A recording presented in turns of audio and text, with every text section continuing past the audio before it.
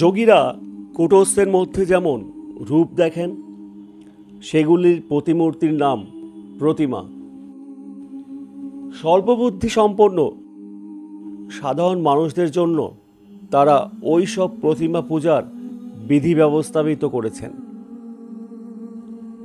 কেননা কোনো বালককে তার না দেখা কোনো পদার্থ বোঝাতে হলে প্রায় সেই রকম কোনো বস্তু তাকে দেখিয়ে সেই পদার্থ বুঝিয়ে দিতে হয়। সেই রকম অজ্ঞানী ব্যক্তিকে বোঝাতে হলে তাকে একটি অবলম্বন দিতে চাই।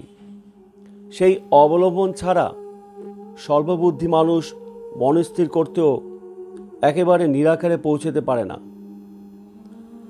সুতরাং প্রতিমাতেই ঈশ্বর জ্ঞানে পূজা করে স্বল্পবুদ্ধি লোকেরা, কিন্তু তাই প্রকৃত ঈশ্বর কিনা তা বিচার করার ক্ষমতা না থাকায় তা বাস্তবিকই তামসিক পূজা। কিন্তু প্রকৃত পূজা জেনে যদি ওই রকম করা যায় তাহলে তা তামসিক পূজা নয়।